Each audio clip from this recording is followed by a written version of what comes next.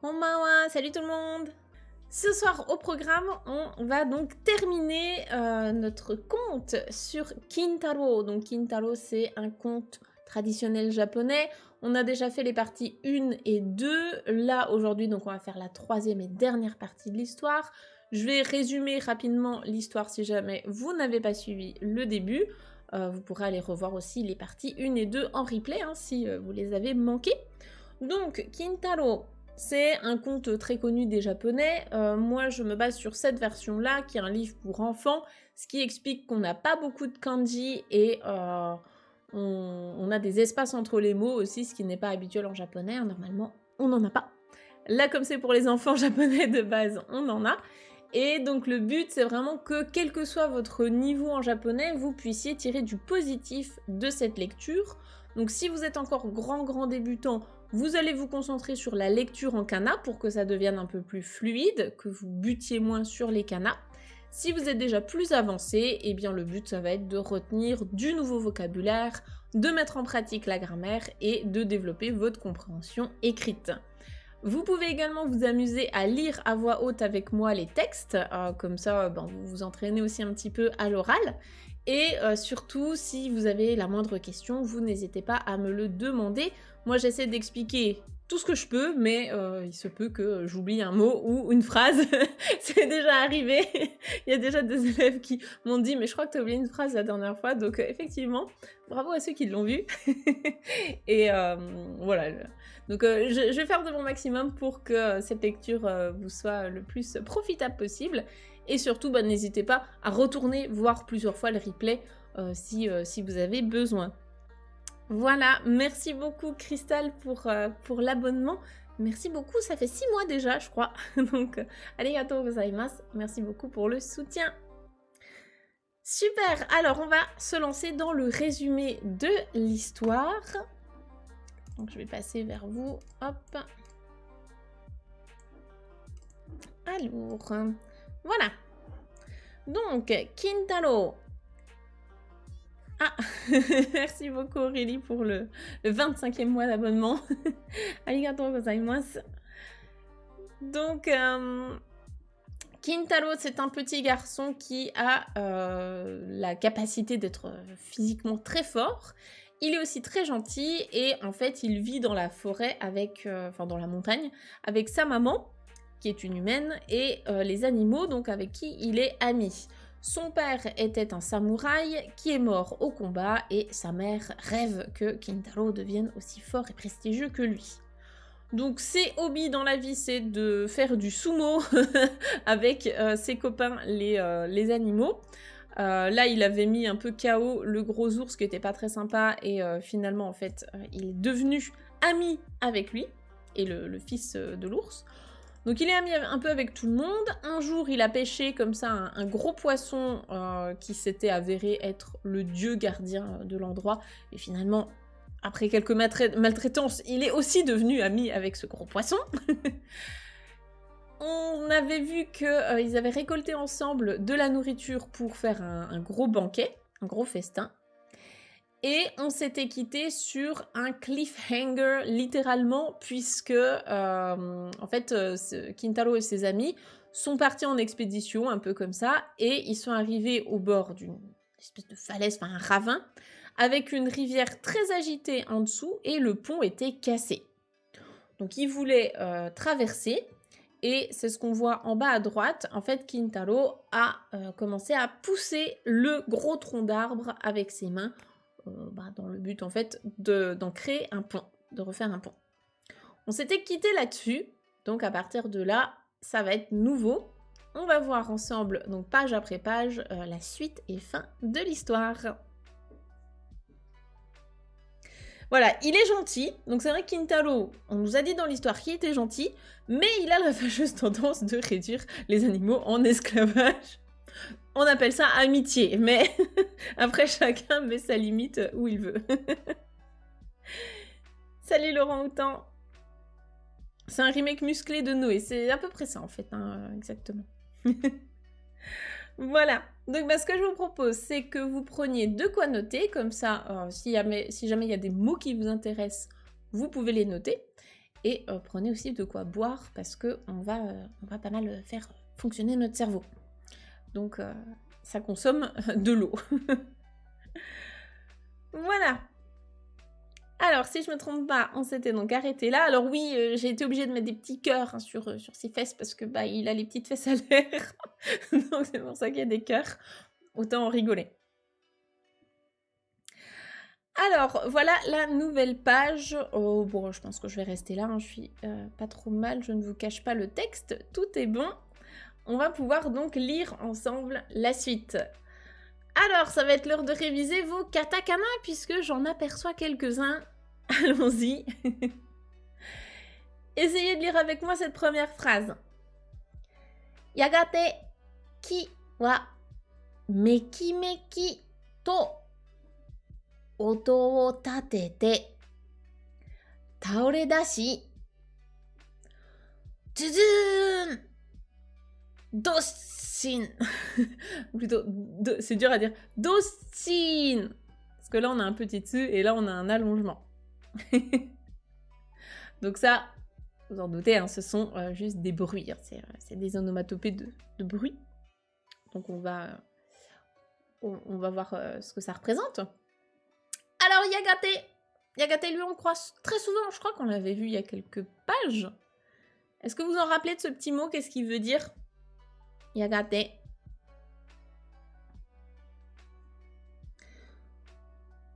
Ouais, c'est ça. Il n'y a pas qu'une traduction qui est bonne. Hein, donc au bout d'un certain temps, bientôt, peu après un certain temps, tout ça. C'est ça, en fait, c'est un petit mot de liaison pour enchaîner dans l'histoire. Hein. Qui? Ça, c'est un mot important. Le kanji aussi, si vous êtes grand débutant, peut-être que vous ne le connaissez pas encore. Qui? Ça, c'est un mot important. Donc, c'est le kanji de l'arbre. Un kanji vraiment extrêmement basique. Donc, vous pouvez vous le noter s'il est nouveau pour vous. Donc, l'arbre. Ki wa meki meki to oto o tatete taore dashi. Alors, meki meki, en général, quand on a un mot comme ça avec des consonances qui se répètent, c'est que c'est une onomatopée. En japonais, il y en a des milliers, donc on ne peut pas toutes les connaître. Ici, c'est une onomatopée, donc avec la particule to derrière, en général, c'est pour la transformer en adverbe, et ça vient en fait décrire la manière dont est fait une action. Donc là, on peut déjà peut-être regarder l'action. Comme ça, même s'il n'y avait pas l'onomatopée, ce serait pareil, hein, la phrase ne changerait pas beaucoup de sens. Donc au bout d'un certain temps, l'arbre, qu'est-ce qu'il a fait? Oto o tatete. Donc oto, c'est le bruit, le son, le bruit de quelque chose. Oto o tatete, oto o tateru. En fait, c'est faire du bruit. C'est faire du bruit, je ne peux pas dire autrement, faire du bruit. Et taore dashi, ça vient de taoreru, qui veut dire s'effondrer, tomber. Et donc taore dashi, c'est, du coup, au bout d'un certain moment, à force que Kintaro pousse dessus, eh bien, il est tombé, il s'est effondré. C'est ce qu'on voit au-dessus, là. C'est l'arbre qui est tombé. Et donc, au bout d'un certain temps, l'arbre est tombé. Et en fait, Meki Mekito, ici, ça vient rajouter un côté wow, incroyable, quoi. C'est remarquable. Donc, je pense qu'ici, on peut le traduire par remarquablement. Je sais pas si on dirait ça comme ça en français, mais en tout cas, ça vient donner cette notion-là. Le fait que Kintaro, il a poussé avec ses mains et wow, d'un coup, l'arbre, il est tombé. Parce qu'on parlait quand même d'un gros arbre.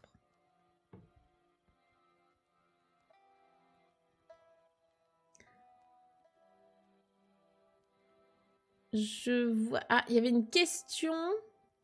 Alors, j'ai peut-être loupé dans le chat. Je vois la réponse, en fait. Par rapport, oui, au kanji de l'arbre et du livre. Hein. Faites attention. Ici, c'est bien un arbre. Le livre, il a une barre en plus. Parce que c'est un arbre coupé. C'est le deuxième kanji du Japon.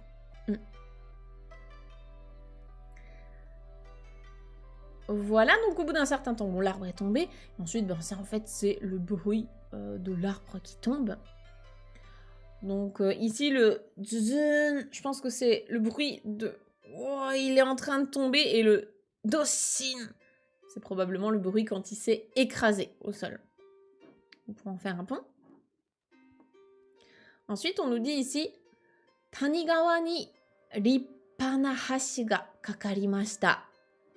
Donc Tanigawa, on l'avait vu sur la page précédente, on reconnaît la rivière. Tani, ici, c'est la vallée. Donc au-dessus de la rivière qui coule dans la vallée. Eh bien, Rippa, ça on l'a vu au tout début, je pense à la page 1 de ce conte, hein, quand on disait que son père, c'était un Rippa na samurai. Rippa, c'est remarquable, magnifique, majestueux ou autre, grandiose. Qu'est-ce qui est qualifié de Rippa? Hashi. Hashi, à ne pas confondre avec les baguettes. Ici, on parle bien d'un pont. Hashi ga kakarimashita. En gros, ici, ça veut dire qu'il y a un pont qui s'est formé. Donc un pont, un grand pont, un pont incroyable, quoi. Grandiose, qui s'est formé donc au-dessus de la rivière dans la vallée, quoi. Et bienvenue à Dark Defender. Bienvenue à toi.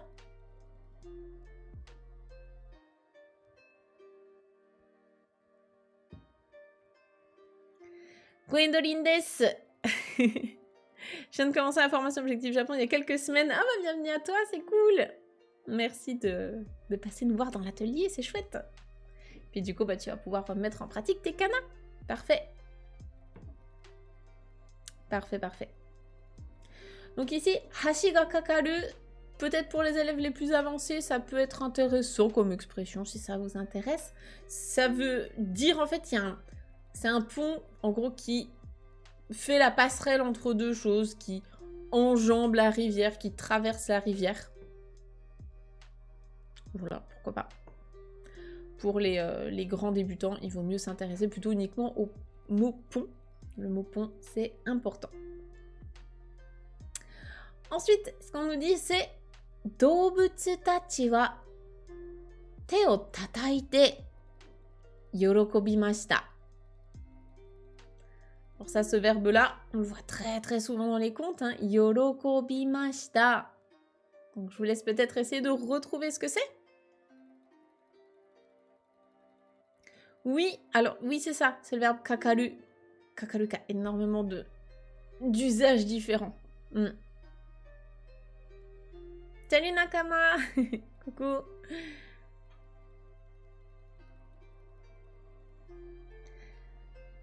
Konbanwa, salut Fred. Donc yorokobimashita. Qu'est-ce que c'est ce verbe yorokobimashita? On peut essayer de retrouver sa forme dictionnaire si vous connaissez déjà, si vous êtes un petit peu à l'aise pour jongler entre les formes en masse et les formes dictionnaires.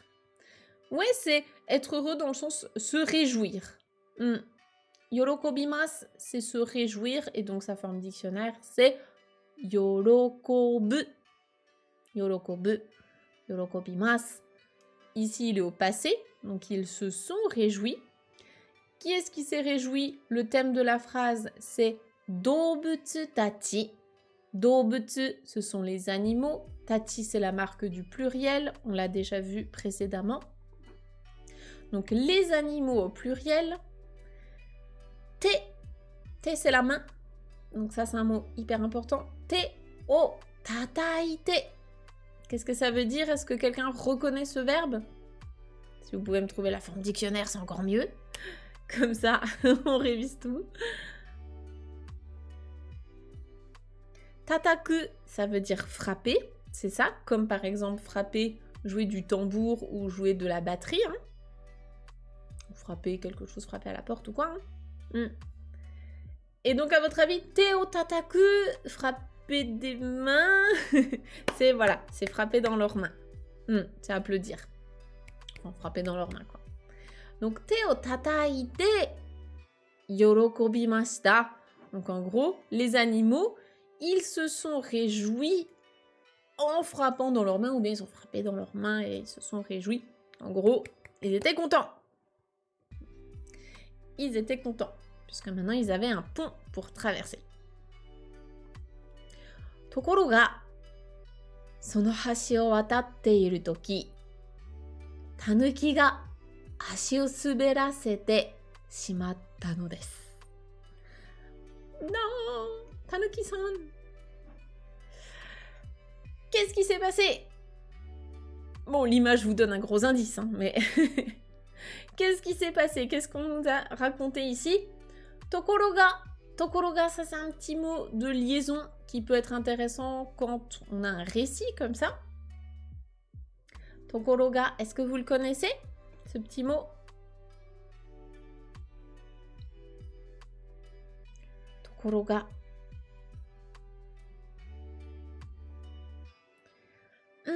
C'est pas soudain, non. C'est pas dans le sens soudain, soudainement. Non. Tokoroga. C'est plutôt dans le sens mais, cependant. Ça peut être or. C'est plutôt dans ce sens-là. Donc ici, ils se sont réjouis, mais or, cependant, sono hashi o watatte iru toki, là on a un verbe, on va dire important quand même. Je pense qu'il est de niveau GLPT 5. Qu'est-ce que c'est le verbe ici? Est-ce que vous le reconnaissez? Sono hashi o watatte iru toki. Qu'est-ce qu'on a comme verbe là-dedans? Peut-être N5, N4, hein, mais c'est niveau débutant. Où est le verbe traverser? Et quelle est sa forme dictionnaire? Et sa forme en masse, si vous les avez, comme ça on révise. Wataru, ouais c'est ça. Wataru, et du coup sa forme en masse, c'est watarimasu, c'est ça. Donc wataru, c'est traverser, donc traverser un pont, traverser la rue. Hashi o wataru, traverser le pont. Sono hashi, donc c'est ce pont-là. Et ici, il est à la forme en watatte iru toki. La forme en toki, on l'étudie dans Objectif Japon. C'est au moment de faire quelque chose. Donc au moment où il était en train de traverser ce pont, tanuki, donc tanuki, c'est lui, hein, c'est l'animal qui s'appelle le tanuki. En français, ça se traduit par chien vivrain, mais personne ne sait ce que c'est. Donc on va rester sur le mot tanuki. C'est un animal qui existe au Japon. Et donc le tanuki, qu'est-ce qu'il a fait? Tanuki ga ashi. Ashi, ça c'est un mot important. On a le kanji aussi qui est important. C'est donc le pied ou la jambe. Il n'y a pas de distinction réelle en japonais. Donc ashi o suberasete shimatta no desu. Ici, à votre avis, qu'est-ce que ça peut vouloir dire vu l'image? Qu'est-ce qui s'est passé, le pauvre tanuki? Qu'est-ce qu'il a fait?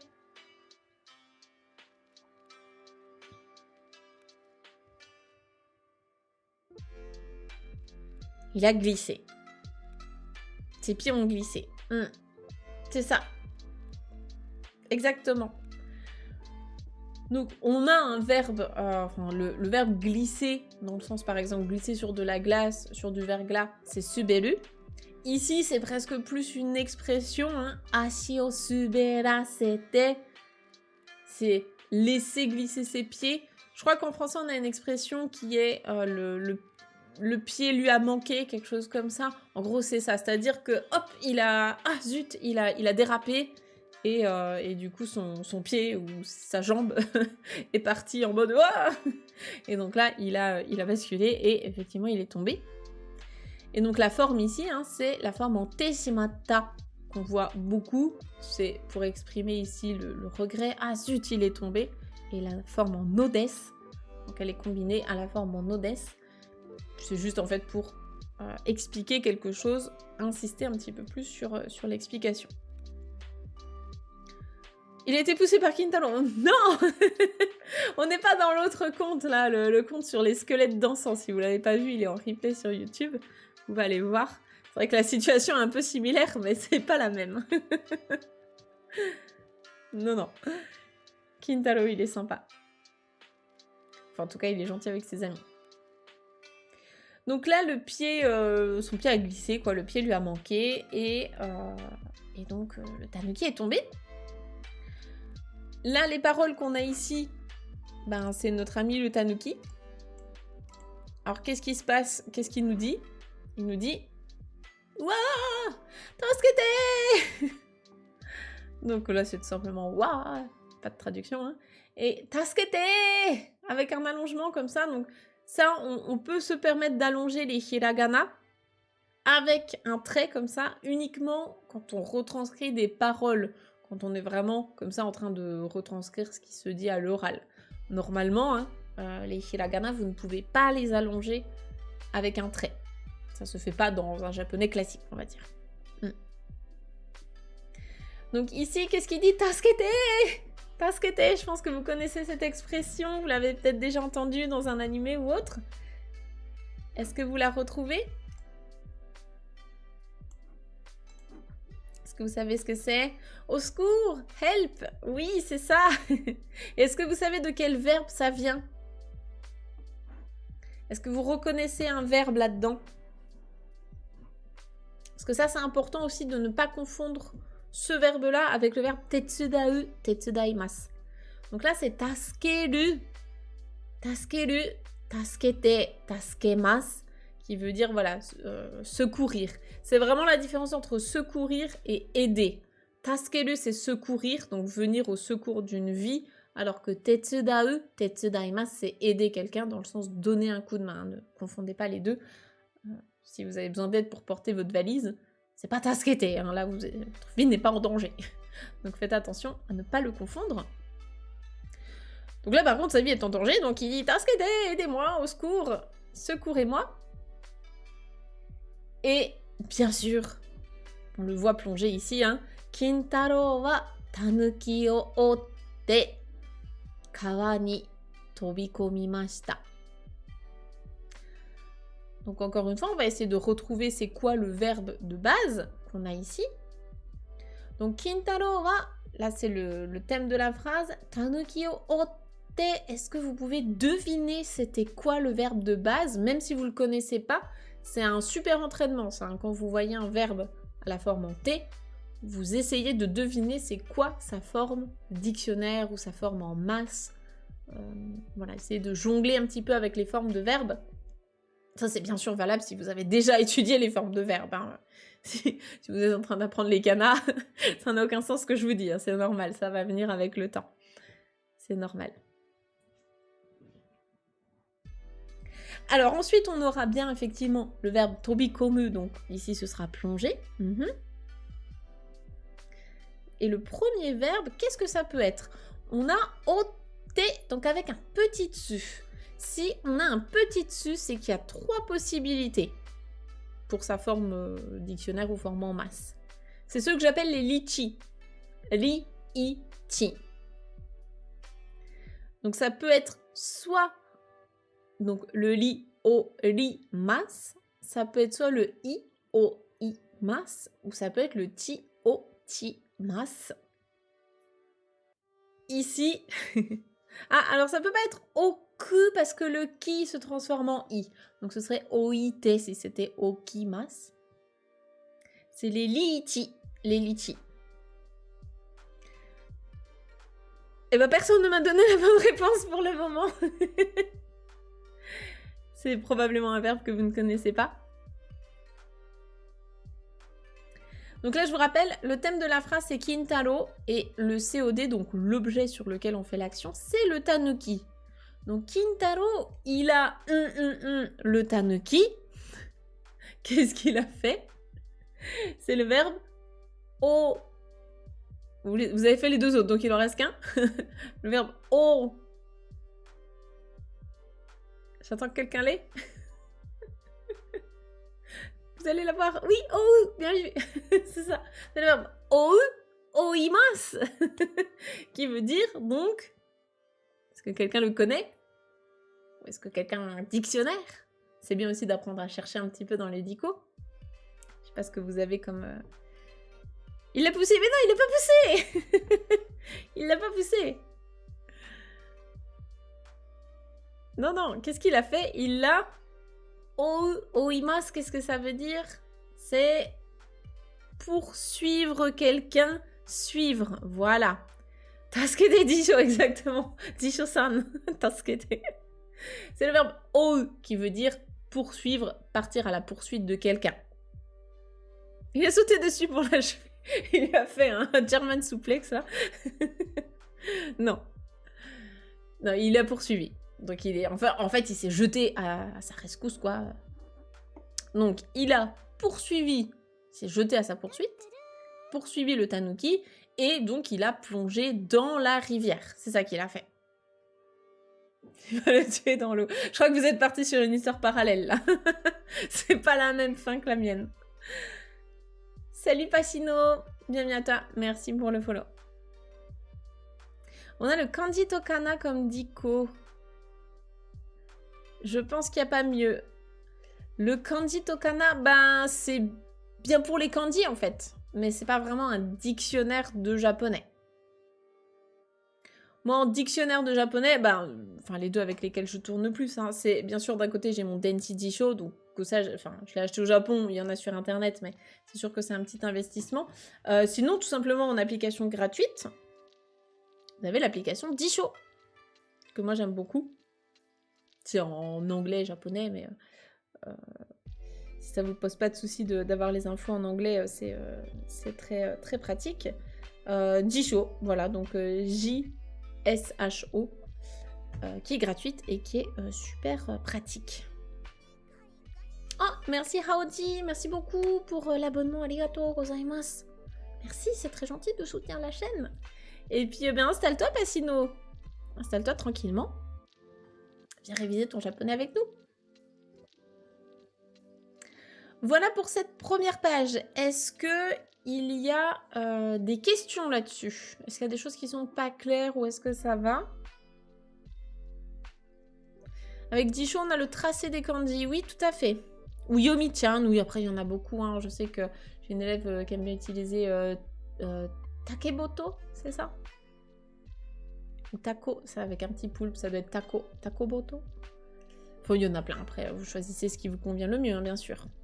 Entre Apple, Android, des fois c'est pas les mêmes applications, donc. J'aime pas du tout le kanji to kana. Alors, je suis team, je n'aime pas non plus le kanji to kana, hein. Je vais pas le défendre. Tu dis quoi? Surtout que le fait que Julien Fontanier le présente comme la Bible, alors que c'est juste un dictionnaire de kanji, ni plus ni moins. Je suis relativement d'accord avec toi. Je suis pas très très fan du kanji to kana. Le kanji to kana, en vrai, déjà, je m'en sers quasiment jamais. Le kanji to kana, je vais m'en servir uniquement quand je cherche un peu des précisions, ou tu vois l'ordre des traits d'un kanji, ou des mots qui vont utiliser ce kanji-là. Mais en vrai, t'as d'autres moyens de faire ça. Hein. Takoboto, ouais, sur Android. Et sur PC, Yomi-chan, c'est pratique, ouais, tout à fait.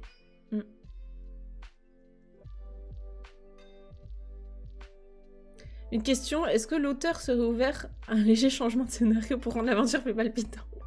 Tu peux réécrire l'histoire à ta sauce, hein, c'est du domaine public, hein, Kintaro. Tu peux totalement le réécrire à ta sauce. C'est comme le petit chaperon rouge ou autre, hein, c'est pareil. Kaeru. Merci beaucoup Sabaka, merci pour le sub, arigatou gozaimasu. Merci pour le soutien à la chaîne. C'est très gentil, peut-être qu'un jour on arrivera à débloquer notre nouvelle émoticône. On n'est plus qu'à 5 subs de l'avoir en vrai, on n'a jamais été aussi proche je crois.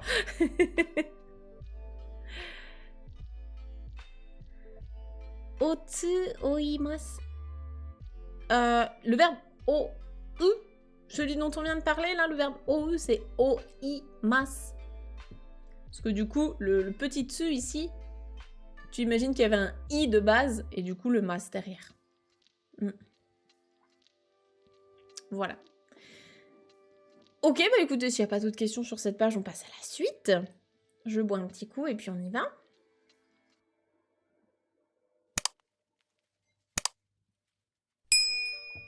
Ok. Alors, page suivante, let's go. Je vais rester là, hein, je vous cache pas grand-chose. Juste la manche du monsieur. Alors, comme ça vous donne déjà un peu une idée de ce qui va se passer. Ça peut aider aussi à comprendre le texte, d'avoir l'image à côté. Donc, le texte, qu'est-ce qu'on nous dit? Tanigawa wa hageshii ikiyoi de nagarete imasu. Ça, c'est... je crois que c'est que du vocabulaire qu'on a déjà vu plus tôt dans le conte. Donc ça tombe bien, on va pouvoir le réviser. Est-ce que quelqu'un a justement la traduction? Quelqu'un voit ce que ça veut dire? Ou se rappelle de quelques mots dans cette phrase? Je pense que tout ça, on l'a vu dans la partie 2. Donc c'est le moment de réviser. Qu'est-ce que vous reconnaissez ici? Si vous avez pris des notes la dernière fois, c'est le moment de les ressortir. Je vous laisse bosser un peu, hein. C'est chacun son tour.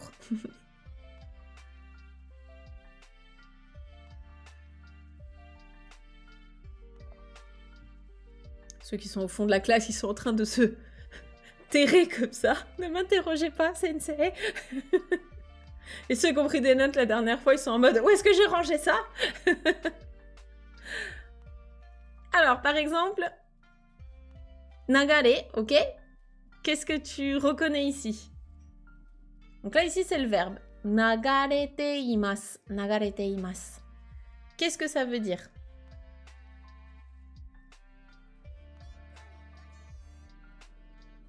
Merci beaucoup, Aurélien, pour le Prime. Arigatou gozaimasu. Merci du soutien.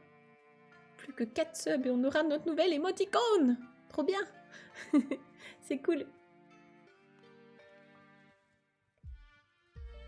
Alors, nagare, c'est en lien avec quoi? En verbe? Ouais, nagare. Sophie Sensei va faire une interro en passant le dos au-dessus des noms du chat. Alors, qui vais-je interroger? Ouais, c'est... Voilà, ça vient en fait de nagare, le courant. Donc là, en gros, c'est s'écouler. Hein, donc le thème de la phrase, c'est toujours notre Tanigawa, donc la rivière. Donc elle s'écoule. Et elle s'écoule comment? De quelle manière? Hageshi. Ici, c'est un adjectif. On l'avait vu. Hageshi. Qu'est-ce que ça veut dire? Hageshi. C'est quelque chose de violent. Vraiment avec violence. Hein. Donc, hageshi, c'est violent. Ouais, ou fort, intense, hein, mais voilà, c'est fort. Et donc, ikiyoi. Ikiyoi. Ikiyoi aussi, on l'a vu. Ikiyoi. On l'avait vu, je pense, justement, quand on présente... c'était la dernière page avant le cliffhanger. Je pense que c'était quand on présentait la rivière. Donc, ikiyoi, si vous vous en rappelez, c'était la... Je vous le donne. Je ne vois pas apparaître dans le chat. C'est la vigueur, la force. Donc, hageshi ikiyoi de, donc avec une vigueur vraiment violente, hein, un gros courant. Donc, elle s'écoule très violemment. La force, ouais. Voilà, donc le courant est vraiment très violent. Sasuga no Kintaro mo tanuki o ude ni kakaeta mama dondon nagasarete ikimashita. Alors, Sasuga, on en a déjà parlé plusieurs fois de ce petit mot. Sasuga no Kintaro. Le fameux Sasuga. Ouais, c'est lui-même. Donc, le fameux Sasuga. Donc, Kintaro. En fait, Sasuga, ça montre l'idée qu'on se fait de quelque chose. Donc, Sasuga no Kintaro, on a vu dans le début de l'histoire qu'il est vraiment très fort. Donc, lui, même Kintaro, quoi. Notre fameux Kintaro, eh bien, tanuki o ude ni kakaeta mama. Donc, la forme en ta mama, c'est il a fait quelque chose. Et derrière, il y a ça qui se passe. Donc là, qu'est-ce qu'il a fait? Ude, c'est le bras. Ude ni kakaeta. C'est ce qu'on a ici sur l'image. Hein, c'est gros, il l'a pris dans ses bras, il l'a pris sous le bras, quoi. Il l'a embarqué. Salut Flo, comment va? Et donc, qu'est-ce qu'il a fait avec le petit tanuki sous le bras? Eh bien, dondon nagasarete ikimashita. Il a donc, à votre avis, qu'est-ce qu'il a pu faire? Qu'est-ce qu'il a pu faire? Dondon, je pense qu'on l'a déjà vu aussi. Je crois qu'on l'a vu quand il avançait dans l'eau, il me semble.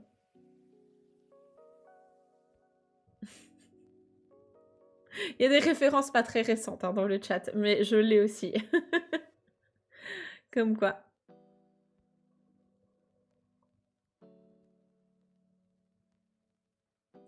Donc, qu'est-ce qui s'est passé?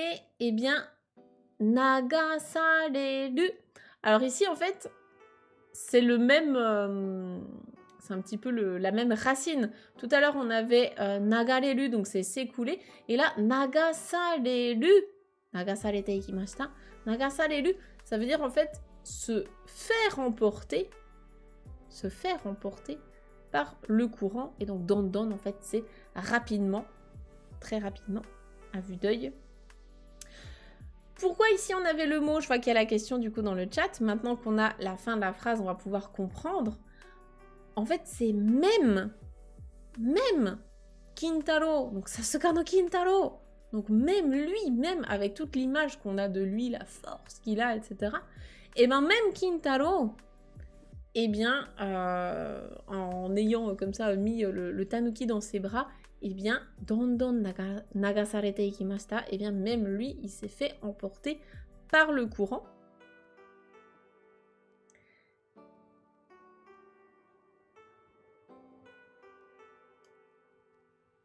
Salut Joe Panda. Donc même lui s'est fait emporter. Sono toki, itsuka no okina koi ga sugata o arawashi, Kintaro to Tanuki o senaka ni sukui agete kureta no desu. Donc, sono toki, à ce moment-là, Itsuka no okina koi, c'est le retour de la koi. Donc, la koi, c'est la carpe koi. Itsuka no okina koi, donc la grosse carpe koi. Itsuka, Itsuka c'est un jour, donc en gros c'est de l'autre jour quoi, qu'on avait vu plus tôt dans l'histoire. Donc à ce moment-là, la grande carpe koi qu'on avait vue un autre jour quoi, eh bien qu'est-ce qu'elle a fait? Sugata o arawashi. Sugata o arawasu. Sugata, c'est la silhouette, l'image, la forme, tout ça. Sugata o arawasu. Arawasu, c'est montrer, dévoiler. En gros, en français, je pense qu'on dirait un peu, elle a pointé le bout de son nez. En gros, elle est réapparue en mode « Eh coucou !» Et « Kintaro to tanuki o senaka ni » Donc, senaka, on l'a déjà vu, c'est le dos. Ça, c'est un mot important. Hein. Senaka, son dos. « O sukui agete kureta no desu » Sukuu, le verbe « sukuu », ici, c'est « secourir ». Donc, venir au secours de. Et donc, en fait, elle les a sauvés. Elle les a sauvés en les mettant sur son dos. Donc, Kintaro et le tanuki. Donc, à ce moment-là, quand elle a vu qu'ils étaient embarqués par le courant, eh bien, elle s'est montrée. Elle les a mis sur son dos et elle les a sauvés. Et donc là, on a la forme en agete. Enfin, sukui ageta, c'est venir au secours, donc apporter son secours à quelqu'un. Et kureta no desu, la forme en te kureru, ça permet d'exprimer la reconnaissance. Donc celle-là, on l'entend aussi assez souvent. Pourquoi est-ce qu'on utilise le na avec oki, qui est un adjectif en i, et je l'ai déjà entendu avec chisai, avec chisana. Je fais une vidéo YouTube là-dessus. Alors pour le replay YouTube, je vous mettrai la vidéo, le lien juste au-dessus, si j'y pense. Si je n'y pense pas, il faudra me le dire dans les commentaires. Et là, Je vais essayer de t'envoyer le lien direct dans le chat Twitch. Fais voir. Hop. Il suffit de taper normalement Oki, Okina. Différence Oki, Okina. Et normalement, voilà, je suis sur la première page. Hop. Je te l'envoie.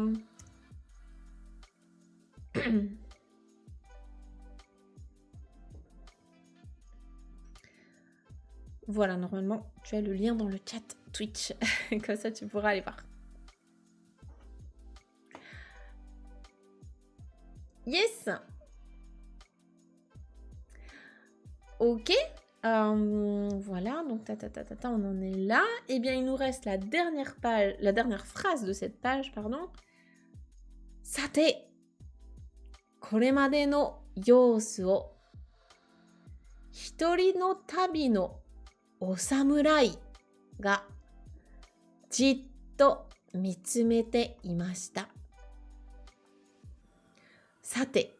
Alors, sate, c'est un petit mot comme ça pour enchaîner. C'est eh ben. Sate. Alors, eh ben. Traduire comme ça. Koremade no yousu. Yousu, c'est la situation, l'apparence, enfin ce qui s'est passé en fait. Koremade, donc kore en fait ça fait référence ici à ce qui est le plus proche de nous. Koremade, donc jusque là, hein, littéralement, jusqu'ici, donc jusqu'à présent. Koremade no yousu, donc la situation, enfin ce qui s'est passé là, ce qui s'est déroulé jusqu'à présent. Hitori no tabi. Hitori no tabi no osamurai. Donc un samouraï. Tabi, c'est un voyage, un périple. Donc un samouraï comme ça qui était en périple, en voyage. Ga jitto mitsumete imashita. Le jitto, on l'a déjà croisé pas mal de fois. Mitsumeru, ça veut dire regarder fixement. Et jitto, ça veut aussi dire faire quelque chose fixement. Donc en gros, on a un samouraï qui est en voyage comme ça, qui a regardé fixement tout ce qui vient de se passer là jusqu'à présent. Donc il a vu, donc c'est le monsieur qui est là sur l'image, il a vu tout ce qui s'est passé.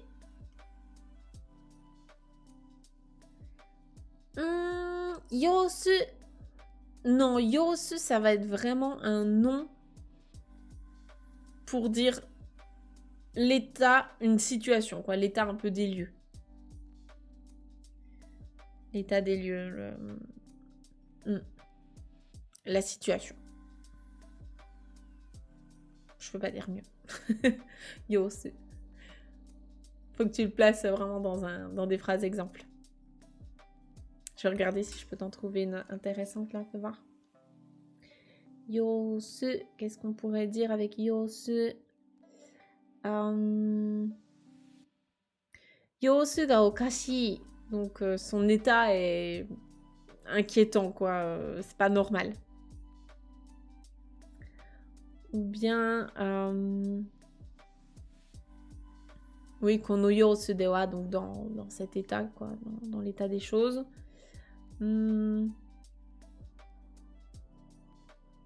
Machi no yousu wa sukkari kawatte shimatta. Donc la ville a tout à fait changé d'aspect. Là, on l'a traduit plutôt par aspect. Donc machi no yousu, hein, l'aspect d'une ville. Voilà, enfin, c'est vraiment l'état d'un truc, quoi, l'état des choses. Voilà. Est-ce qu'il y avait d'autres questions sur cette page ou est-ce que ça va? Donc bien sûr, hein, comme d'habitude, vous adaptez à votre niveau si ça vous paraît être, j'allais dire du chinois. C'est pas grave, on a tous débuté quelque part. Moi aussi, il y a quelques années. Mal d'années en avant. Enfin, quand j'ai commencé le japonais, j'aurais jamais compris un texte comme ça, c'est normal. Mais plus vous allez avancer en japonais, plus vous allez développer votre grammaire et votre vocabulaire, plus vous allez comprendre, c'est normal. Vous pourrez repasser d'ici quelques années pour voir justement si maintenant vous comprenez. Le ditto, quand tu fais ditto quelque chose, par exemple ditto miru, ça veut dire que tu regardes comme ça fixement. Ditto miru. Tu regardes fixement. Ici, c'est ditto mitsumeru. Et Mitsumeru, déjà en soi, ça veut dire regarder fixement. Donc là, c'est vraiment regarder fixement sans bouger, si tu veux. C'est un peu pour insister dessus. Donc ditto, il va avec un verbe derrière. Donc faire quelque chose comme ça, fixement. Ça peut être aussi ditto matsu, comme ça, attendre fixement sans bouger. C'est fixement sans bouger, si tu veux.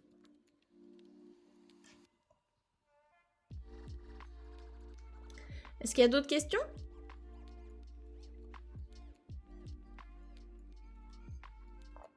Daijoubu? Est-ce que ça va?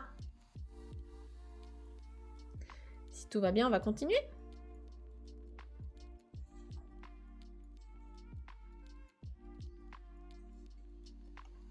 Bon, bah j'avance, on me dirait ainsi, jamais il y avait quelque chose. Alors, je me bouge un petit peu là-haut, voilà. Donc déjà, on a une belle illustration. Et en plus, j'ai pas eu besoin de mettre un petit cœur parce qu'on voit pas ses fesses. Bon, en vrai, on voit les fesses du singe, mais je me suis dit quand même, si YouTube vient me censurer ça, c'est que c'est très grave. Donc j'ai pas mis de cœur là. Alors, on va continuer avec... ici, on a donc des paroles. Alors, les paroles, c'est le samouraï qui parle. C'est le samouraï. Donc, qu'est-ce qu'il dit, notre samouraï? Il nous dit... Nanto, chikara no tsuyoi kodomo daro. Soshite mata, nanto yuki no aru kodomo nan daro. Ah non, ko, pardon, il n'y avait pas le domo. Nanto yuki no aru ko nan daro. Qu'est-ce qu'il dit ce samouraï? Donc le nanto ici c'est plus une interjection, c'est pas vraiment un mot en lui-même, c'est eh ben, waouh! Genre, mais qu'est-ce que waouh! Chikara no tsuyoi ko daro. Donc chikara, la force, tsuyoi, être fort, c'est l'adjectif être fort, le contraire de faible. Hein. Donc chikara no tsuyoi ko daro. Donc c'est un enfant qui a vraiment une force forte. Donc en gros, il est très fort quand il a beaucoup de force. Donc chikara no tsuyoi ko daro. Donc le daro ici, peut-être que vous connaissez sa version plus polie qui est desho. Hein. Daro, c'est vraiment pour dire waouh, insister, genre waouh, qu'est-ce qu'il est fort. Waouh, quel enfant vraiment très fort, n'est-ce pas? Ouais, c'est ça. C'est ça, dans ce sens-là. Soshite mata. Et puis, en plus de ça, nanto yuki no aru ko nandaro. Donc, yuki, attention, il y a bien un allongement hein, ici. Yuki, c'est le courage. À ne pas confondre avec yuki, la neige. Donc, yuki no aru ko. Ici, le no, il a la même valeur qu'une particule ga. Donc, on pourrait avoir yuki ga aru ko. Donc, un enfant qui a du courage, qui possède du courage. Donc, en gros, c'est ça. Et puis après, le nandaro, à la fin, c'est juste pour insister un peu plus. Hein, donc, en gros, ici, ce qu'on nous dit, c'est waouh, qu'est-ce qu'il a de la force, ce gamin? Et en plus de ça, quel courage il a! C'est vraiment un enfant courageux. C'est ça. O samurai wa sukkari kanchin shite shimaimashita. Salut mon kona. Donc, au samouraï wa, donc ici le samouraï, ils ont mis un O honorifique, hein, ça se fait pas toujours, mais là dans cette histoire, il y en a un. Donc, au samouraï wa sukkari kanchin shite shimaimashita. Donc, sukkari, c'est complètement, totalement faire quelque chose, et kanchin shite, c'est kanchin suru. Donc, kanchin, c'est l'admiration, kanchin suru, c'est donc être en admiration, hein, admirer quelqu'un. Et donc, il était en totale admiration, hein, le samouraï était en totale admiration. Ici, la forme en te shimaimashita, c'est plutôt dans le sens faire totalement quelque chose. Donc le samouraï était en totale admiration devant lui. Genki yoku minna no tokoro ni modotte ita Kintaro ni o samurai wa koe o kakemashita. Donc genki yoku, je crois qu'on l'a déjà vu aussi. Donc genki, c'est être en forme. Hein. Genki yoku minna. Donc minna, c'est les gens. Ici, ça fait référence aux animaux, quoi, tout le monde. Donc genki yoku minna no tokoro ni. Donc littéralement, c'est à l'endroit de tout le monde en pleine forme. Donc en gros, c'est l'endroit où tout le monde allait bien, quoi. Modotte ita. Donc ici, c'est le verbe modoru, hein, il est retourné là-bas. Modorimasu, retourner quelque part. Donc Kintaro, qui est retourné à l'endroit où tout le monde allait bien. Ni, ici, ça veut dire que Kintaro est le COI. Donc à Kintaro, qui était retourné à l'endroit où tout le monde allait bien. Au samouraï wa, donc le samouraï, c'est le thème de la phrase. Le samouraï, eh bien, koe o kakemashita, il lui a parlé, il l'a interpellé, il lui a adressé la parole. Donc le samouraï, qu'est-ce qu'il lui a dit à Kintaro? Il lui a dit « Omae wa kokoro mo yasashii shi, chikara mo aru. Washi ni tsuite Miyako e iki, samurai ni naru ki wa nai ka ?» Il lui a dit ça. Est-ce que vous avez un peu compris ce qu'il lui a dit? Donc je répète. Omae wa kokoro mo yasashii shi, chikara mo aru. Washi ni tsuite Miyako e iki, samurai ni naru ki wa nai ka. Est-ce que vous avez une idée de ce qu'il lui a dit? Donc là, c'est le samouraï qui parle à Kintaro. Qu'est-ce qu'il lui a dit?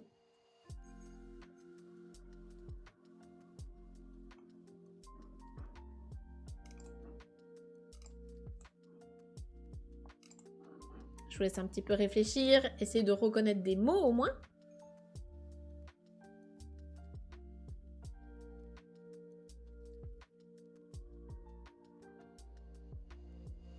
En plus d'avoir un bon cœur, tu as de la force. Oui, exactement. Donc ça, c'est la première phrase. Donc, omae, omae, c'est une des manières de dire tu en japonais. C'est pas du tout la plus polie. C'est un tu qui nous place en tant que locuteur de manière plus élevée que la personne à qui on parle.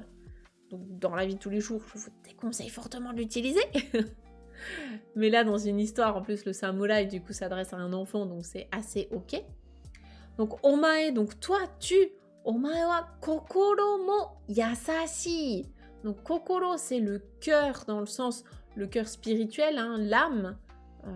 Donc, kokoro mo yasashii, donc doux, tendre, gentil. Donc, en gros, tu as le cœur bon, le cœur doux, le cœur tendre. Le shi, ici, c'est pour faire une énumération de qualité. Donc ça, on le voit dans la formation objective GLPT4. Et chikara mo aru. Et tu as également de la force. Washi ni tsuite Miyako e iki. Viens avec moi à la capitale. Exactement. Donc washi. Washi, c'est une ancienne manière de dire watashi. Donc ici, c'est je. Donc washi ni tsuite. Donc me suivre. Donc, suis-moi et Miyako e iki. Miyako, c'est la capitale. C'est pareil, c'est une ancienne version de dire capitale. Iki, donc c'est ikimasu. Donc, suis-moi et viens avec moi à la capitale. Et samurai ni naru ki wa nai ka. Ne veux-tu pas devenir samouraï? C'est ça. Donc, samurai ni naru, devenir samouraï. Ki wa nai ka, donc ki ga aru, ici ki wa aru, ça revient au même, c'est avoir de l'intérêt, avoir l'envie de faire quelque chose. Donc là, il lui demande Kiwa naika, est-ce que tu n'aurais pas envie de devenir samouraï et de me suivre à la capitale? Ici, pourquoi est-ce qu'on met iki et pas autre chose? En fait, c'est une autre manière, c'est une manière un peu plus formelle d'enchaîner tes verbes. Normalement, dans un japonais un peu plus, on va dire, classique et moins formel, quand tu enchaînes tes verbes, c'est ce qu'on voit, pareil, hein, au niveau GLPT5, formation objectif Japon, on voit la forme en T pour enchaîner des verbes. C'est ce qu'il y a de plus courant classique. Ici, c'est la forme en masse. On a enlevé le masse et on a mis une virgule. Quand tu fais ça, tu peux aussi enchaîner tes verbes comme ça, mais ça sonne un peu plus formel. Donc on voit ça plutôt à l'écrit en général. Voilà. Donc ici, effectivement, il lui demande est-ce que tu voudrais pas me suivre et devenir samouraï? Waouh! Incroyable! À votre avis, qu'est-ce qui va se passer? Qu'est-ce qu'il va dire? Est-ce qu'il va dire oui? Est-ce qu'il va rester dans la montagne avec ses copains les animaux et sa maman? Comment vous voyez la fin de l'histoire? Je reviens vers vous parce que faut juste que je vérifie. Faut juste que je vérifie combien il reste de pages. Il reste 2 pages, ok. Super. Il reste 2 pages dans l'histoire. Alors à votre avis, qu'est-ce qui va se passer? On prend les paris. Qu'est-ce que ça dit dans le chat? Il y a Mokana qui pense qu'il va rester dans la montagne parce qu'il n'est pas citadin. Il a tous ses potes à la montagne. Est-ce que c'est ce que vous feriez aussi? Qui ferait quoi? Là, vous avez cette situation-là. Est-ce que vous suivez le samouraï? Choix numéro 1. Ou bien est-ce que vous restez à la montagne avec vos potes et votre famille? Choix numéro 2. Il doit préférer ses animaux. Il va rester dans la montagne. Il va motiver le samouraï à rester avec lui dans la montagne. Il va vouloir rester dans la montagne, mais sa mère va lui foutre la pression pour devenir un samouraï. Est-ce que ça paye bien, samouraï? C'est une bonne situation, Srib. Samouraï, peut-être, oui, je sais pas. Je pense qu'il reste... S'il reste à la montagne, il a plus assez pour faire 2 pages. Bon, ça peut, hein. Ça peut être juste, non merci, je reste là avec mes potes. Ciao. Il va vouloir devenir samouraï comme son père. Il prépare le barbecue pour de la carpe grillée. Mais c'est son ami. Il y a Libra qui suit le samouraï sans hésiter. Monsieur Olive qui dit qu'ils vont manger des ramen ensemble. Tout est possible. Ok, donc vous êtes plus dans l'optique de... Il reste à la montagne avec ses amis et sa maman. Est-ce qu'il y a d'autres suggestions?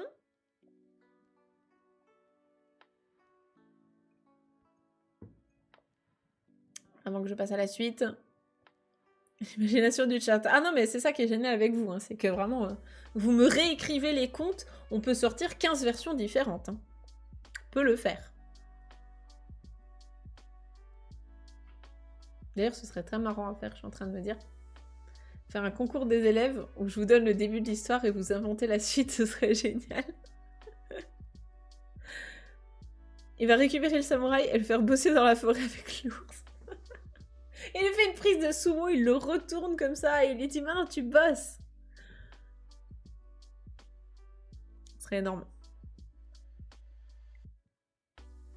En ville, il va commettre des impairs. Ah bah c'est sûr que s'il arrive avec juste son petit bavoir et ses faits salaires, c'est peut-être pas très citadin comme dégaine. Un cadavre exquis en japonais. Mais j'avais essayé d'en faire un il y a longtemps, hein, quand je donnais mes premiers cours de japonais. Donc, j'avais pas encore le site, tout ça. Ça marche dans une certaine mesure. Il faut quand même guider un peu. Mais oui, c'est rigolo. Il dompte le samouraï comme les autres animaux. Bah écoute, on va découvrir ça tout de suite. Je propose de voir l'avant-dernière page. Et l'avant-dernière page, c'est... celle-ci! Ah! Il n'y avait pas grand monde qui avait raison. Je crois qu'il n'y avait que Natel. Hein,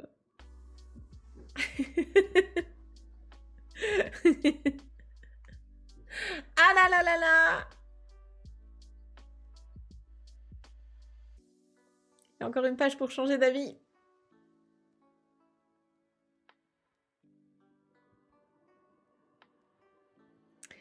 Yes.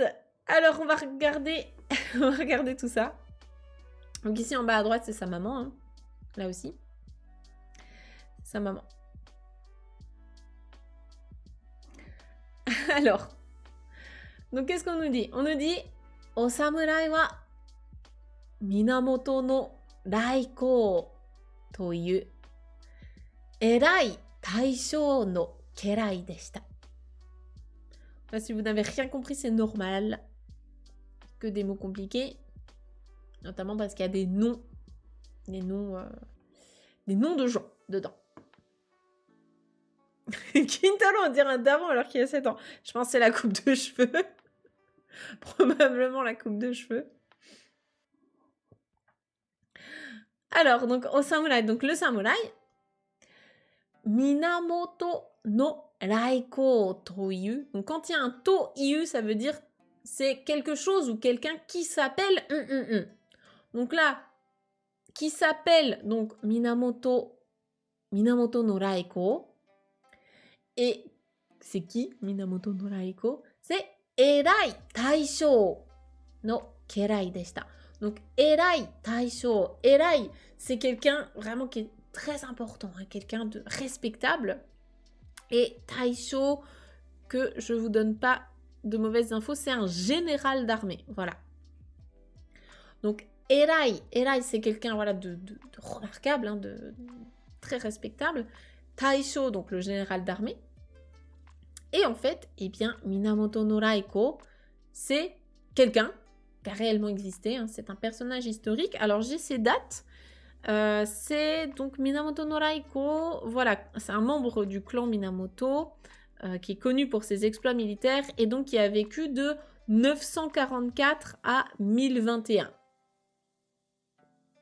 Donc, pas tout récent. Hein. C'est pas tout récent. Donc un général d'armée, no kerai deshita. Le mot kerai, je pense qu'on l'a déjà vu il y a longtemps dans l'histoire de Ushiwaka-maru. Si jamais vous avez loupé cette histoire, c'est un conte qu'on avait fait, pareil, qui a une partie historique, une partie un peu romancée aussi, mais qui est basée sur une partie un peu historique. Vous pourrez aller revoir ça sur YouTube, donc pour le replay YouTube, si j'y pense, je vous mettrai le lien par là, en haut de votre écran. Donc kerai, qu'est-ce que c'est? Kerai, c'est un vassal. Donc ici, en fait, le samouraï, ce monsieur-là, c'est le vassal d'un grand chef d'armée qui s'appelait donc Minamoto no Raiko. Kintaro ga o samurai wo ie ni tsurete kaeru to, okaa-san wa totemo yorokonde kuremashita. Tu m'étonnes. Vu les ambitions qu'elle avait pour son fils, c'est normal. Donc, Kintaro ga o samurai wo ie ni tsurete kaeru to. Donc, Kintaro ici, c'est le sujet de la phrase. La particule ga ici, c'est la particule de sujet. Donc, Kintaro, le O, c'est la particule de COD. Donc, en gros, il a pris le samouraï et il l'a ramené à la maison. Hein, tsurete kaeru, c'est ça, hein, tsurete kaeru, donc il est rentré à la maison, ie ni kaeru, rentré à la maison avec le samouraï. Et donc en faisant ça, eh bien, okaa-san, sa mère, okaa-san wa totemo yorokonde kuremashita, c'est le même verbe que tout à l'heure, hein, se réjouir, yorokobu, donc elle était super contente. Oh, tu as ramené un samouraï, trop bien, j'ai toujours rêvé que tu sois samouraï comme ton père, donc elle est trop contente.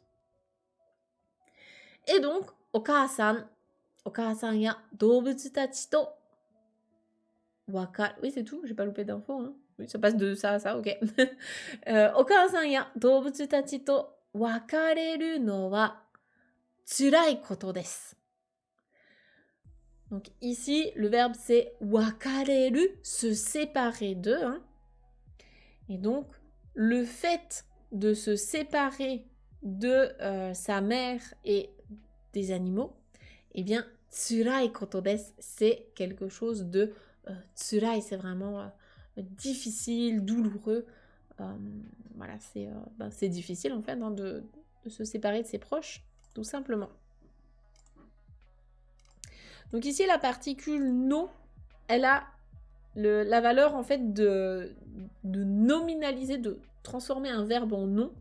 Donc le fait de se séparer de ses amis, les animaux, et de sa mère, eh bien, c'est quelque chose de douloureux.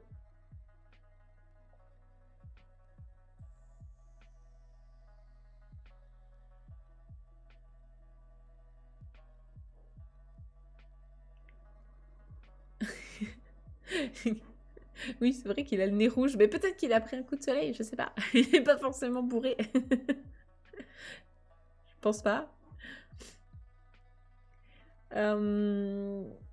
Voilà, donc effectivement, c'est quelque chose de douloureux. Demo, mais, Kintaro wa Nippon ichi no tsuyoi o samurai ni naru. Kou iu to, mune o hatte, miyako e tabidatte ikimashita.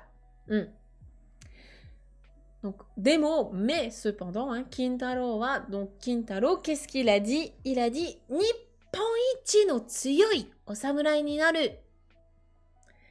Et là, c'est intéressant justement de voir que ce qu'on lit d'habitude, Nihon, donc le Japon, ici on le lit Nippon, Nippon ichi. Le mot Japon, on peut le lire en fait Nihon et Nippon, les deux sont ok. C'est d'ailleurs ce qui donne l'adjectif français nippon, hein, ça vient de là. En général, quand on le lit nippon, c'est vraiment pour renforcer un peu ça. Ça peut donner un côté un peu même chauvin, en mode le Japon. Et ici, du coup, Nippon ichi, c'est un mot, on va dire presque une expression à part entière. En gros, c'est le numéro 1 du Japon, le number 1. Donc, Nippon ichi no tsuyoi o samurai ni naru. Donc, je vais devenir le samouraï le plus fort du Japon, quoi. Le numéro 1 du Japon. C'est dans ce sens-là.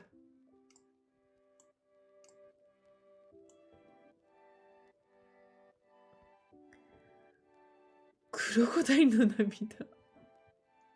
Nani. D'accord, le côté crève-cœur, là, où du coup, tout le monde pleure. Vous me faites bugger. Je me suis dit, qu'est-ce que c'est que ça? Kurokodai no Namida. Oui. Surtout que le mot crocodile, en plus, en japonais, je pense que c'est un de mes mots préférés japonais. Wani. J'adore le mot wani. Je pourrais le répéter toute la journée, ça me dérangerait pas. Donc, il leur dit, voilà, je vais devenir le samouraï le plus fort du Japon. Et donc, Kouyuto, donc en disant cela, eh bien, mune o hatte. Donc là, c'est, hop, gonfler le torse. Il met la poitrine en avant comme ça. Et Miyakore tabidatte ikimashita. Et donc, il est parti comme ça en voyage pour la capitale. Donc ici, le verbe mener, c'est la poitrine, et mune o haru, c'est bomber le torse, comme ça, hop, se redresser droit, en fait, hein, comme en français. Et donc, tabidatsu, c'est partir en voyage. Plus de patriotisme dans Nippon que Nihon. Oui, c'est ça, en fait, il y a vraiment une notion... Alors, j'avais creusé le sujet il y a quelques années. Justement, je m'étais posé la question. Faudrait recreuser pour voir un peu toutes les nuances, mais en résumé, c'est ça. En résumé, c'est ça. C'est que Nippon... Je ne veux pas dire de bêtises, hein, mais je pense aussi que c'était un terme qui était lié un peu au... Comment on appelle ça? Pas la propagande, mais enfin si un peu quoi, tout ce qui est pub vraiment pour promouvoir le Japon durant la guerre, etc. Il n'y a pas que ça, mais c'est vrai qu'il y a un peu cette connotation-là aussi. De Nippon, du coup, ça sonne un peu plus patriote, quoi. C'est pas forcément mal, hein, mais C'est là en tout cas, dans cette expression-là, c'est vraiment une expression où tu vas dire Nippon Ichi, c'est le numéro 1 du Japon. Mais en tout cas, oui, c'est de là que vient l'adjectif nippon qui est arrivé en français chez nous.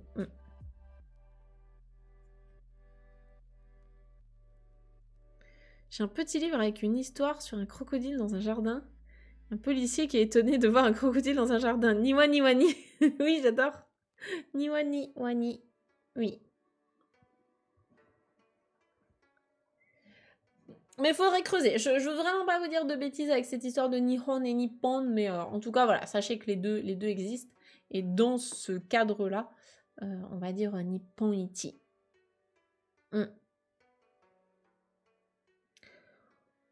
Voilà pour cette avant-dernière page.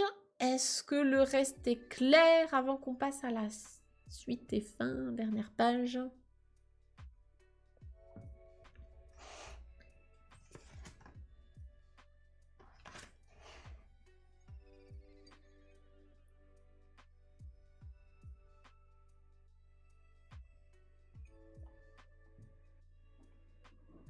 Bon, tout a l'air d'être clair, donc on va tourner la page. Daijoubu, yokatta. Voilà la dernière page. je vais rester là. C'est pas bien gênant. Ouais, la dernière page, elle est mouvementée. Hein. On s'attendait pas à ça. Alors là, c'est bien parce que du coup, ça fait le lien avec plein d'autres histoires qu'on a déjà vues. Ça se termine par une grosse baston, exactement. On est sur cette ambiance-là. Et du coup, vous allez pouvoir réviser un peu du vocabulaire, notamment ce genre de personnage. C'est un Oni, exactement, ouais, c'est ça. Et, oui, vous l'avez remarqué, Kintaro est habillé. Bah oui, parce que combattre les fesses nues pour des grands généraux d'armée, c'est moyen, quoi. C'est moyen. Plus besoin de petit cœur. Non, le petit cœur est parti.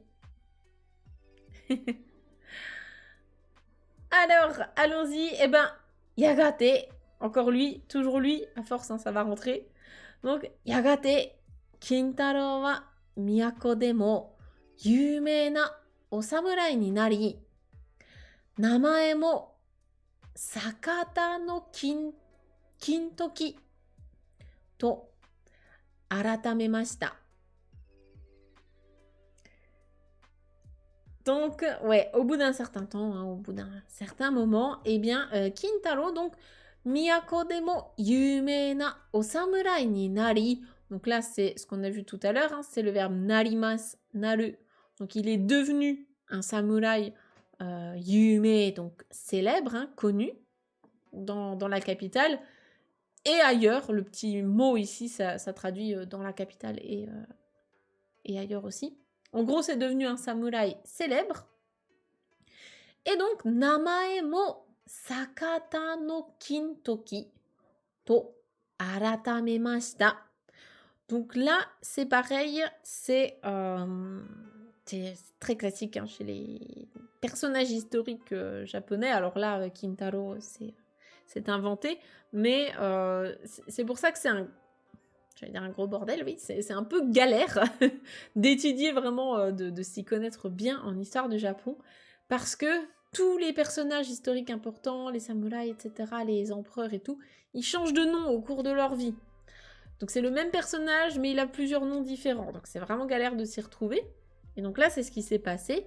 Donc aratameru, c'est changer, modifier, et Kintaro, en fait, il a changé de nom pour Sakata no Kintoki. C'est son nouveau nom. Donc, Namae, hein, son nom, il a changé, il a modifié son nom pour devenir Sakata no Kintoki. Soshite, et ensuite, et puis, Minamoto no Raikou no yumei na 4人の家来の1人になりました。Donc là, c'est le gars de tout à l'heure, hein, le général d'armée, Minamoto no Raikou, c'est toujours lui. Donc, et puis, Là, il faut partir de la fin. Donc, narimashita, il est devenu. Hitori ni narimashita, donc il est devenu une personne. Et ensuite, Minamoto no Raiko no yumei na 4 no kerai no hitori. Donc les mots en eux-mêmes sont pas compliqués, on les a tous vus. Donc si on récapitule, il est devenu l'une des personnes des vassaux, donc des 4 vassaux en fait, hein, Yonin no Kerai, donc les 4 vassaux, les célèbres 4 vassaux de Minamoto no Raiko. Donc il est devenu l'un des 4 vassaux de ce général d'armée. Donc en fait là derrière, on voit... Oh bah non, on n'en voit que 2, mais ils sont 4. Il est devenu l'un des 4, quoi. Les 4 mousquetaires, c'est un peu ça. Il est habillé en Demon Slayer. Bah littéralement, ouais, littéralement. Et donc, on conclut par cette phrase qui est un petit peu longue, où on nous dit « Oeyama ni sumu shuten dojin to iu ». Donc là, c'est pareil, c'est des noms. Shuten doji to iu oni. Oni o Minamoto no Raiko ga taiji shita toki ni wa, sore wa taihen na katsuyaku o shita to iu koto desu. Donc là, il y a des noms propres. Donc le premier nom propre, c'est Oeyama. Donc ça, c'est le mont Oe. Alors je me suis noté, le mont Oe, il est au nord-ouest de Kyoto et à l'est de Toyooka. Donc c'est pas très loin de là où j'étais l'année dernière pour aller voir une amie. Donc c'est au nord de Kyoto. Mais j'ai vu apparemment que dans cette histoire, on pense peut-être que finalement c'est au sud de Kyoto. J'ai vu qu'il y avait un peu 2 histoires là-dessus sur où est placé exactement le mont Oe. En tous les cas, c'est dans les alentours de Kyoto, cette région-là.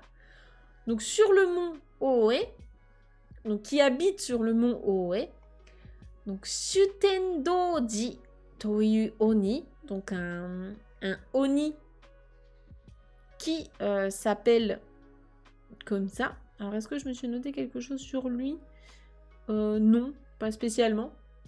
Mais en tout cas, ça a l'air d'être un Oni un peu connu. Donc un Oni qui s'appelle comme ça, donc qui habite sur le mont Oe, eh bien, Minamoto no Raiko ga taiji shita toki, donc lorsque le général d'armée, là, Minamoto no Raiko, lorsque lui, il a combattu, il a terrassé ce Oni, donc taiji suru, c'est combattre, terrasser, exterminer, hein, un Oni. Eh bien, lorsqu'il a fait ça, eh bien, それは大変な活躍をしたということです。Eh bien, en fait, Kintaro, il lui a prêté, a priori, je pense qu'il a dû lui prêter main forte, vu qu'il faisait partie de ces 4 vassaux. Et donc, それは, donc ceci, le fait d'avoir terrassé d'avoir fait face au Oni, それは大変な活躍. Donc taihen, ça peut être pénible, mais ça peut aussi être grandiose. Et katsuyaku, c'est une activité. Donc, en gros, Kintaro, on dit qu'il a joué, je pense, un grand rôle dans cette histoire de terrasser ce Oni. Salut Tilk, j'arrive en cours de route, mais heureux que tu aies récupéré ta voix. Oui, ça va beaucoup mieux que la semaine dernière.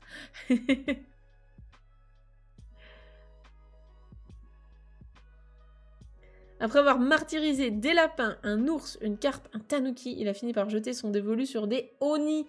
Eh bien, au moins, il combat, a priori, des Oni qui sont méchants. Je pense que de base, les Oni, ils n'étaient pas très sympas. Donc, c'est peut-être mieux que de martyriser des pauvres petits animaux, quoi. Voilà.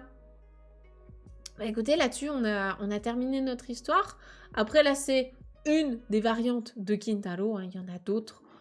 Si jamais vous vous intéressez un petit peu à cette histoire, vous verrez qu'il y a d'autres variantes avec sa mère qui était un yokai, dans d'autres versions sa mère est morte, enfin voilà, il y a plein de versions différentes de Kintaro. Ce qui est intéressant en fait avec tout ça, c'est pareil avec Momotaro, c'est pareil avec les autres histoires qu'on a déjà lues, en fait c'est tout simplement aussi de pouvoir capter les références dans la culture japonaise, parce qu'au final c'est aussi de la culture générale que de connaître ces histoires. Donc quand vous verrez comme ça un petit bonhomme avec le kanji kin, donc le kanji de l'or, sur le ventre, et ben c'est Kintaro. Quand vous voyez un petit bonhomme avec une pêche sur le front, et ben c'est Momotaro. Et du coup comme ça vous connaissez un peu le background des personnages, vous les situez vaguement, et vous savez un peu ce que ça représente. Je sais plus si c'était l'année dernière, ou en tout cas il y a quelques années, Google ils avaient sorti un petit jeu, je sais pas si vous aviez joué à l'époque, mais ils avaient sorti un petit jeu gratuit pendant plusieurs jours, je crois que c'était pour les JO, les Jeux Olympiques japonais, et justement en fait on croisait tous ces personnages, on voyait Kintaro qui avait une force surhumaine, on voyait Momotaro qui avait ses petits dango, ses kibidango qui mangent pour se donner de la force. Donc c'est sympa comme ça d'avoir les références culturelles. Pourquoi est-ce qu'il y a autant d'histoires, enfin de versions différentes d'une même histoire? Bah, c'est exactement comme les contes de Grimm ou autres en français. Hein. La version qu'on connaît du Petit Chaperon Rouge, c'est pas la seule. La version de Cendrillon, il n'y en a pas qu'une seule, etc. En fait, comme c'est des histoires qui ont été données à l'oral, enfin transmises à l'oral pendant des siècles et des siècles, du coup ça se déforme. Et puis dans certaines régions, on va te raconter telle version, dans d'autres régions, on te raconte une autre version. C'est exactement comme chez nous.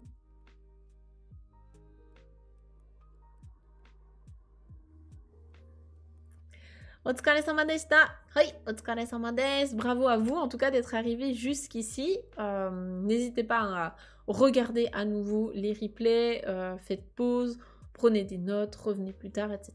C'est vraiment pour vous, à votre rythme, sans pression. Ce qui compte, c'est de s'immerger le plus possible en japonais. Donc faire de la lecture, c'est pas toujours facile, mais c'est bien déjà de faire l'effort d'en faire. Même si on comprend pas tout, c'est pas grave. Le fait de s'exposer à la langue, c'est déjà très très bénéfique pour votre apprentissage. Et puis ben, surtout, j'espère que ça vous a plu. Le fait de prendre du plaisir dans son apprentissage, c'est le plus important. Voilà pour aujourd'hui. Bravo à vous en tout cas.